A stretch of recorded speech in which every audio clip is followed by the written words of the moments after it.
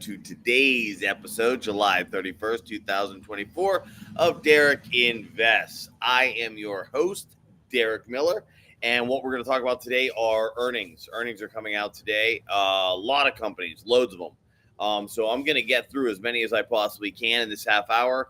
We're going to take a look at ARM. If you remember a couple months back, 6 weeks, whatever it was, when ARM was up there at 155. I had a forecast of it going down to 105. It actually fell much lower, ended up hitting about 85 and reversed as we forecast. So I thought that'd be fun to take a look at. Boeing seems like it will be a lot of fun to look at because of the aircraft malfunctions that have gone on, and everybody kind of assuming or not assuming what's going to happen with Boeing. Then we have Meta, Qualcomm, MasterCard, T-Mobile, Moderna, mRNA. Isn't that funny that that is the when all COVID happened and everything, and the stock symbol for Moderna was mRNA, and the so-called technology was mRNA technology. That kind of just blew my mind a little bit the entire time that nobody talked about that. I thought that was quite coincidental. If you believe in coincidences, and if you don't, well. And then we're going to take a look at Exxon. I know Chevron's reporting today too. I just took a look at most of those major gasoline/oil companies last week. So I chose Exxon. Let's get into it. Let's take a look and see what's going on. Let's see what kind of setups we can find. Remember, when we're doing these, this is for education. This is to help you identify these areas. You have to apply proper risk management, proper cash management, and proper investment management to even know if you should be involved in any of these. And then if you are, how much should you be involved? And then how much do you scale into the position? Like, what percentage are you putting in at a time? What percentage are you taking out at a time? These are the things you have to know. You have to build into positions, and you have to build out of positions. Constantly having cash flow and movement, which gives you risk management. That helps with your risk management, and that also allows you to do proper investment management. So you're moving along different investment classes or different investments, period. Whether that's options, whether that's futures, whether that's stocks, whether that's commodities, whether that's crypto. All right. Crypto is something we don't look at a lot, but I'm going to start doing a lot more of crypto. Crypto is a valid asset class at this point, and the footprints of large institutions are all over it. When I say footprints, what do I mean? Well, footprints of large institutions can't be hidden, no matter what anyone tells you. Not over here, not when you're looking at the market in the way we look at it. I don't care what the asset class is. I don't care about shadow this, dark that, blah, blah, blah. You cannot cover institutional footprints. What are institutional footprints? That only way to identify true institutional footprints is trading activity. How do we identify trading activity? Simple: volume. So we're trying to find institutional footprints and then determine whether or not they are accumulating that position, distributing that position, or doing nothing. Have they accumulated? Have they distributed? This will tell us whether or not prices should rise, prices should fall, or perhaps prices will get into a range. Why is all of this important? Well, it's important if you trade futures, so you know if you should be going short or going long. It's important for risk management, so that, again, you know if you should go short or if you should go long, if you should be neutral. If you're really getting advanced, you realize that you may want to go short and long at the exact same time in different percentages. You can do that via futures. You can do that via options. You can do that by buying a position. Maybe you buy an index like the NASDAQ. Maybe you buy a stock like Meta, and then you use a triple short to cover a short-term position, a triple short ETF or something. There's a lot of ways you can do these things. I explain this and I go through this in my mentorship program, which I will be starting up in 2.5 weeks. I will be starting that up. I'm not going to get into details now. What I can tell you is I cover all of this. We do this. I do not allow, and I will not be having more than 10 students in the mentorship. Traditionally, I will try to keep it at 5. This is for people that are very serious about what they're doing. They're serious about gaining knowledge. It doesn't mean they want to become a trader. It doesn't mean they want to do their own investments, although it may, and for most it does. Many RIAs do this. They're already professionals. They just want to get better at the investment management. They want to learn how to work with their clients better. I have 25 years in this, so I'll get a lot of that. I'll get a lot of people that are actually traders, so professional traders and have been for a long time and just want to hone their craft a little bit. Perhaps they're using moving averages. They're using different indicators. They're using Fibonacci. They're using things like this. But every time a trend turns or a market turns, they feel that they're unprepared. And what they want to do is they want to learn how to identify areas of trend changes. And that is exactly what they'll learn. And that's one piece of what they'll learn in the mentorship. That's enough details about the mentorship. I'll talk a lot more about that in the coming week. But for now, let's get into it. We're going to start with ARM, Boeing, and eBay. Let's go ahead and share that screen. I'm interested to take a look at ARM. I haven't looked at it. It hasn't been of a lot of interest for me because I had the forecast, the major move that I saw coming. I had already forecast accurately, so I haven't really looked at it since.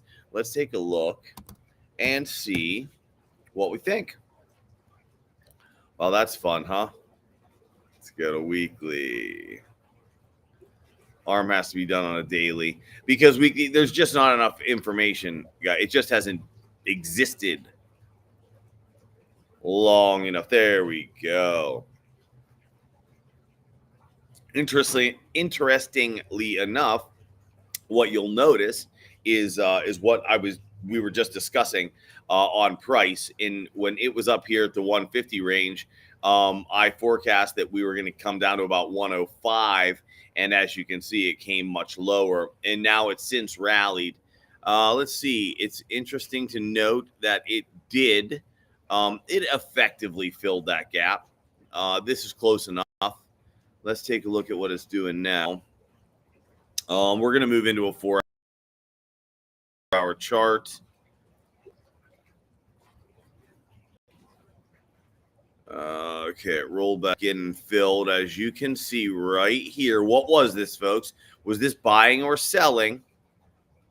If we're taking a look and we're trying to evaluate this position, what we want to know, this is obviously an enormous institutional footprint. And what we want to know here was, were they buying or selling? I think it is fairly obvious that they were selling. Wow. So how can that be, right? So because price went from $95 up to $160. Well, the way that you could identify that they were actually selling, first off, it's very easy to see that. You pushed price from 75 to 150 on major volume, major activity, on very large price moves. The price move is indicated by the size of the bar, okay? The size of this bar is all price. When you have enormous price moves quickly and on enormous volume, if it's up, that is traditionally to bait retail, less knowledgeable traders into buying that position. If that were to happen on the downside, so as price fell, that is traditionally used to institute fear so that you can buy more. So this was easy to see that it was selling for me, which is why my forecast called for a price drop to 105, which it obviously got exceeded, which is great for all of my students. They made additional money, or they were scaling out and they were out at 100, that was the intelligent way to play it. Let's take a look at now. Do we see anything now that looks like this? No, obviously we do not. But do we see anything that looks like institutional hands at play? Well, let's evaluate the volume. What would you say average notional volume on this particular stock is? I'd probably put it right there. Is there anything poking out at you? Well, there's something here, which is at what? Just about that 155 mark. Is there some back here, 55 mark? I would say that this right here, this volume down here, this trading activity is what led to that price rise. As the price was reaching new highs, volume was drying up. All of a sudden, you don't see any institutional footprints, right? Now, as price is falling, do we see that price being caught? Does it look like that price is being caught? Maybe right here. Beyond that, I don't see anything. Let's zoom in a little further.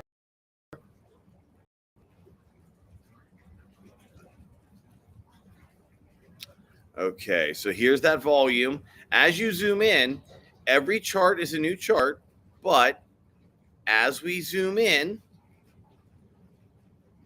things are going to start to stand out. That volume, look at it look at the way it stands out. Look at the way it stands out here now. Now this looks more substantial, but on this chart, let's see. This chart gaps, meaning down. When there's a hole in the chart and price gaps down, those gaps tend to fill. So price tends to reverse back into that area. Right now, what do we see? Well, this is interesting enough that price has chosen to gap up this morning. I would say, let's zoom in. It looks like it will fill that gap to the downside, but let's really zoom in and have a good look here. So it's up 6%. It doesn't look like it's going to have a lot of legs. There are a couple of gaps up here. There's a gap here. The gap is effectively filled here. See, that gap's filled. This one has not yet been. However, there doesn't appear to be a lot of strength here. It's gapped up 15. Yeah, that looks effectively filled, really. Let's come down. What you would look to see, by the way, is you would look to see large volume at these lower prices, which we do see on the 5-minute chart. But this is that buy the dip mentality. This is people that don't know when they should buy and when they shouldn't. The proof there is that you're at 140. They might just be scaling in 134, 132. Now price is gapped up. So in the next week on ARM,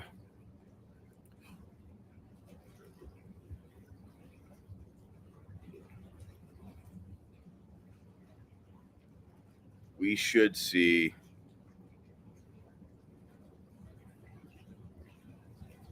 $134, 7/31, 2024.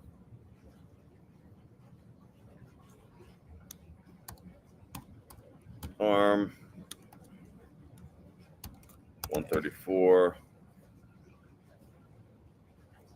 Let's go ahead. It's summertime, remember, everybody. So we have to be a bit more cautious with timelines. I cannot wait till we head back into fall so that we get back into typical normal trading activity. In normal trading activity, this would take about 3 trading days. Oh, we have to, let's make sure that we're putting target date.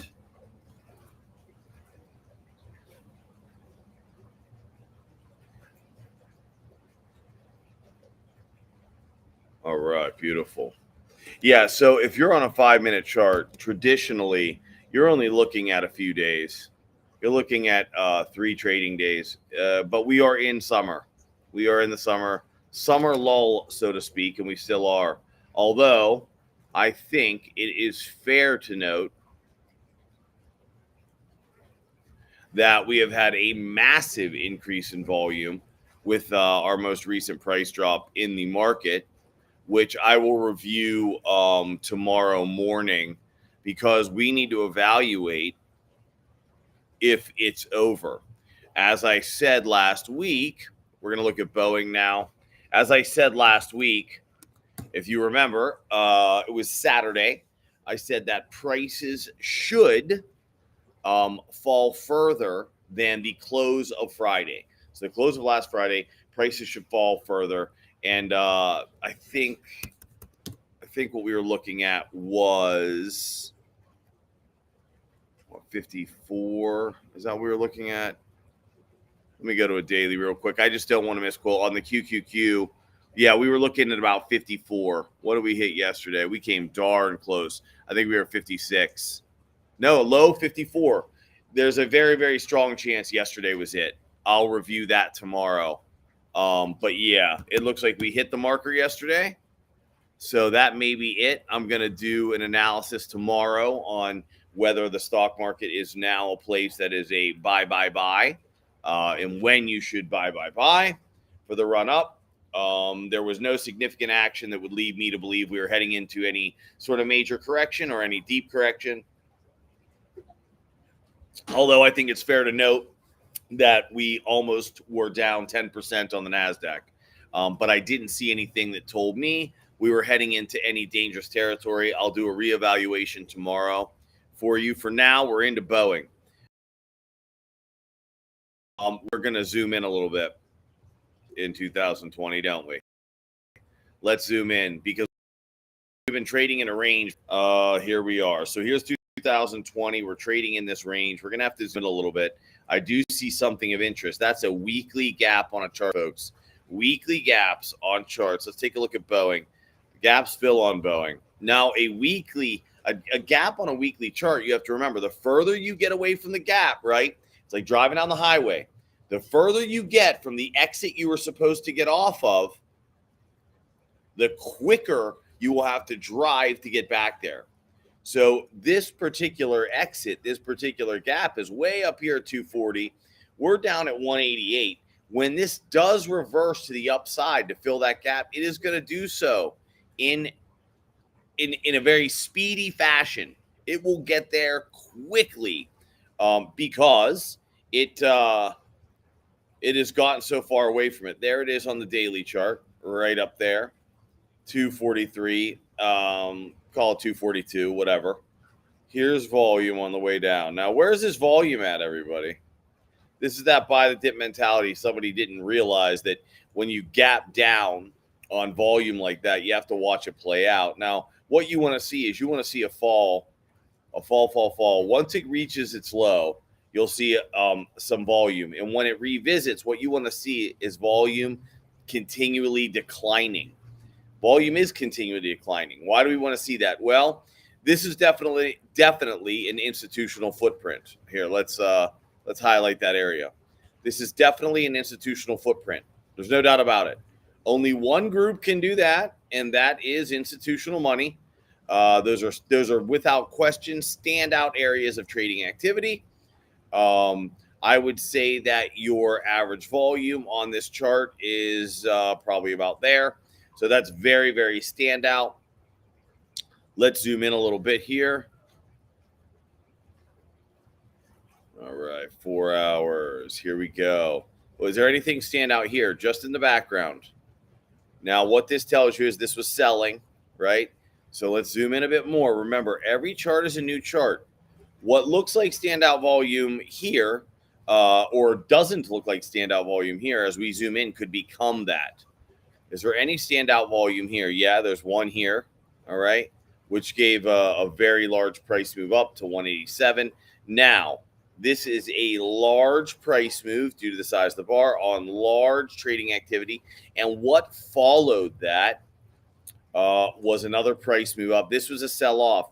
Okay, this looks like a stock being accumulated. Why?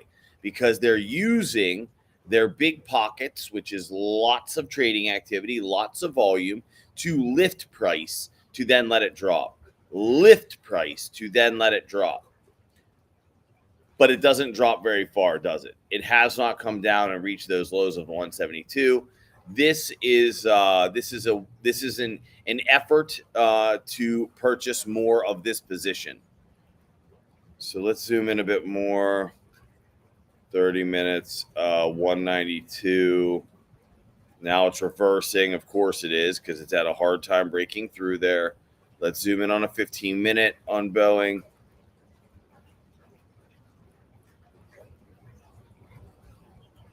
All right, this is that. Well, sadly, it looks like Boeing's going to have to come back down into the 178, which is what, a 6% price drop from here. That's what it looks like. This was a move being put on. It looks like it failed. Maybe not enough energy there. Truth be told, Boeing is not interesting enough to put a price target on. So we're going to move on.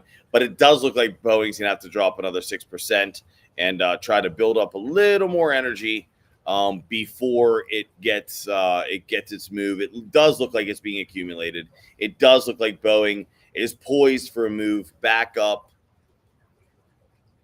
Let's see. What did I say the number was? 242? Yeah, I mean, you could put a year-end target on this.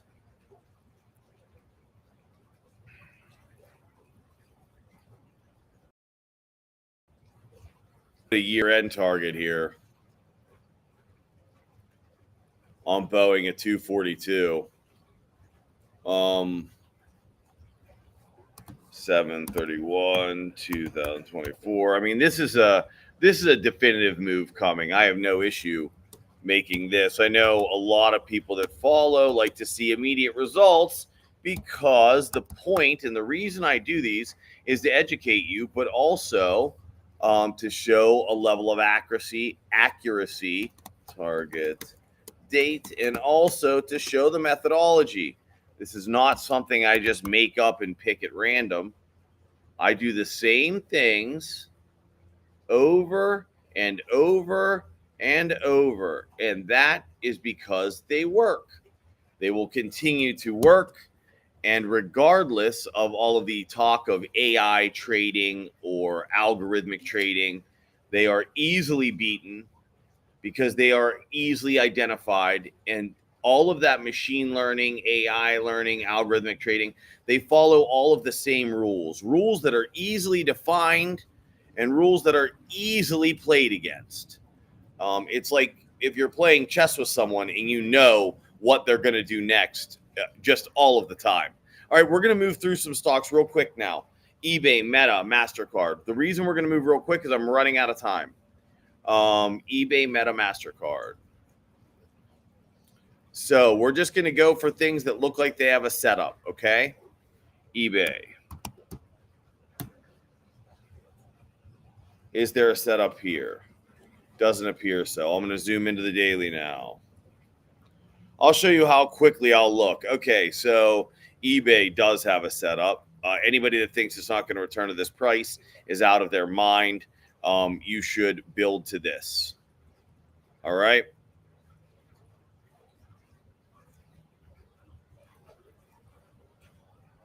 $7.31, 2024.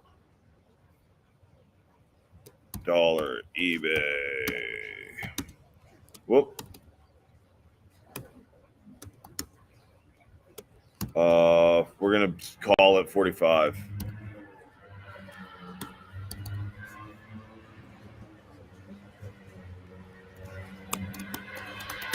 Target date.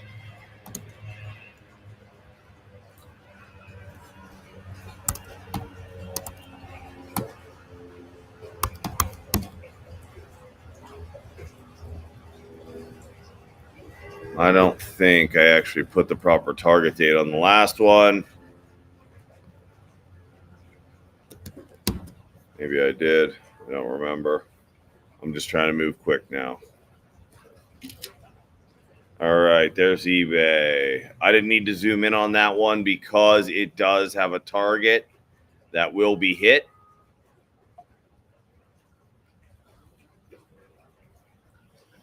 Let's do that one more time.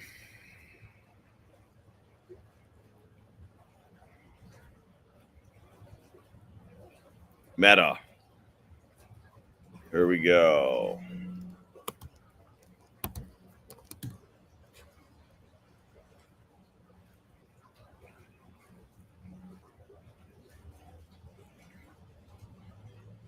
I want to zoom in. I want to zoom out on Meta. Meta got a lot of hype because they started talking about AI, just talking about it. That's all it takes nowadays to get a nice big price moving or position. And this is where they started talking about AI down at 100. Now you're sitting at 472. Do you think that's healthy? Who thinks that's healthy? Who thinks that makes actual sense? That has worked within a stock market before. This is a price. This is a gap down, right? And then this is a purchase. Who did this? That's definitely institutional footprint. So they're buying or selling. My guess is they're selling. because this was selling. I know it doesn't look like it. It is.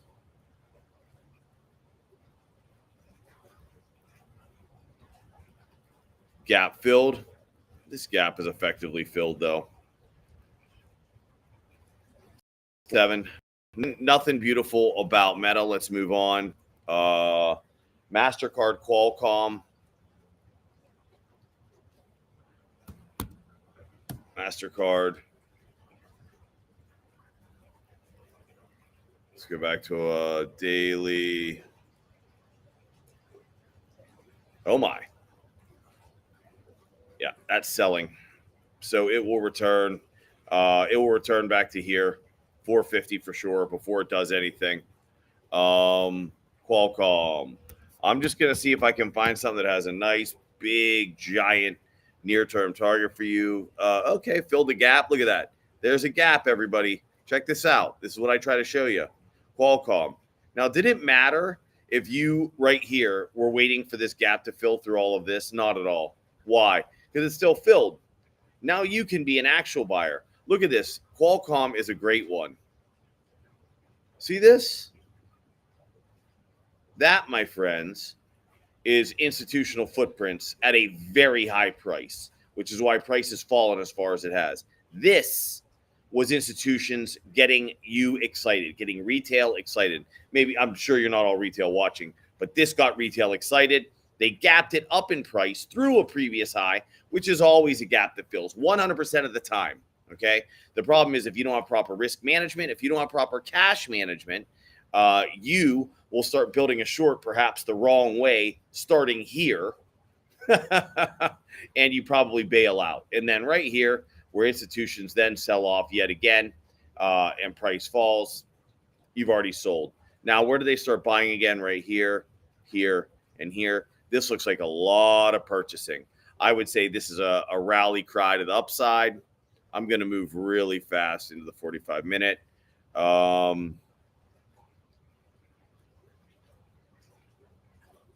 Yeah, this will be at 210 by year end. I would say, I don't know. 200. Let's more. Let's try to get a little closer for you. 30. Yeah, you should come 200. Let's see, 15. Oh yeah, buy. So this will be your first stop where you'll get a little bit of a reversal. Yeah, okay, that's fine. Let's go to 5-minute.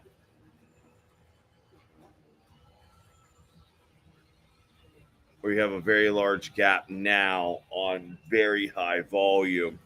So it's interesting because you have above you on the 15-minute $200 and you have below you 167.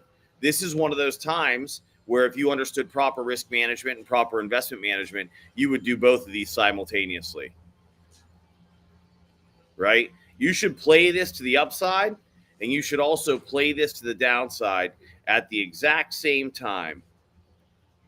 That is what my mentorship program will teach you how to do. Your risk reward is clearly to the upside, very clearly to the upside.